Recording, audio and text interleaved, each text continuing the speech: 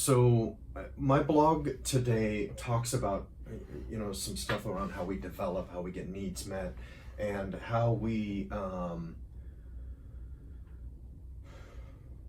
basically do things to alter who we are, and how we well, let me just actually just tell you about it. Okay, so the title of today's blog is the Purple People Pleaser, and coined that phrase with clients and people who we all have an entity that is a people pleaser, and no matter how big or how small, that part of us comes online and takes over to try to do things for people so that they'll like us or give us something. So it is a mechanism that we use to get our needs met, and we use it to compensate. We use it to compensate for something that we feel we are deficient, so we don't deserve love and we don't deserve to belong. So it's one of those of many that we use to get people to like us, so that we're accepted, so that we connect, and that we have community. So we're born with those two needs. We're born with the need to have people love us, and we're born with the need to belong. All of us. That's all of us. And so from there, when we're developing, say, ages 6 to 12 years old, what happens is that we don't get that need met. We don't get love, and we don't feel like we belong. It's the way it happens in humanity. It's just the way it is. And but at a 6-year-old level, or an 8-year-old level, or at a 12-year-old level, we think something is wrong with us. We think, well, so-and-so doesn't love me because I'm unlovable. I'm broken. I'm a fuck up.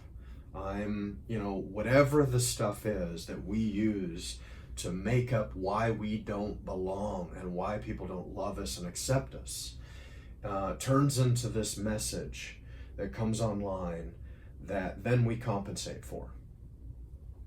And we do that by altering how we behave, and we alter that by trying to get people to perceive us in certain ways. The mind is amazing, even at 8 years old, how it can be resourceful in its desire and its way to creatively solve problems for us. So we have, just like this people-pleasing part of us, we have all kinds of other things we do as well, that we layer on top of ourselves to perform, or to be standoffish, or all of these different things that we utilize as a mechanism to get our needs met. Here's the problem when we're a people pleaser, and whatever level it shows up. And certainly, I think it's important to have relationships, and where we care about them, and where we manage, how we show up, and how we connect, and how we exchange, giving people what they need, and not from a place of performing or compensating, but from a place of being in a healthy relationship. But what happens is, people who are people pleasers, they tend to say yes to too much. They will give and give and give, and it's hard to keep track of all that stuff. It's hard to keep track of all of the obligations that come up from trying to get people to like us by doing things for them. And I have this saying, which is, when you're useful, people use you. And just think about that for a second. Is that you? Are you being used because you're useful? So an important thing to notice is, if you're being used, is that you have an opportunity to exercise some boundaries. You have an opportunity to say no. And what the next thing that I'd like you to think about is what's the bad thing that's going to happen if you say no? If someone asks you if you'll do something or something like that, and you tell them no, what's gonna be the bad thing that happens? Yeah. So we start to not be able to know what we want because we're willing to compromise. We're willing to go, yeah, sure, I'll do that when we don't want to do it.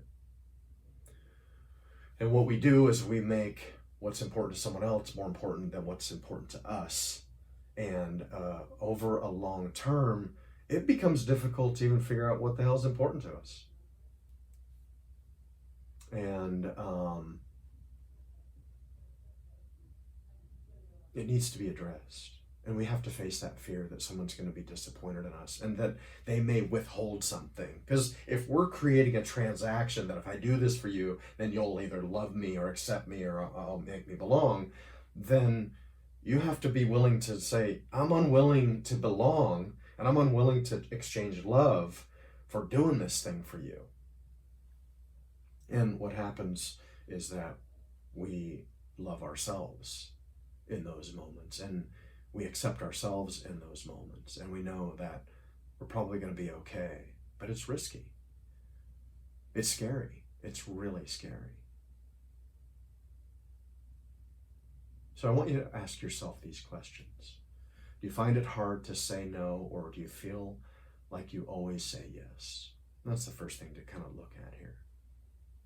And I want you to ask yourself this question: what will happen if you disappoint others?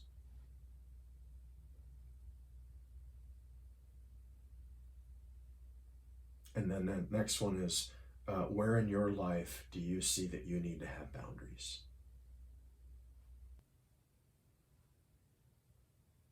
So that's what I've got for you today. Appreciate your time.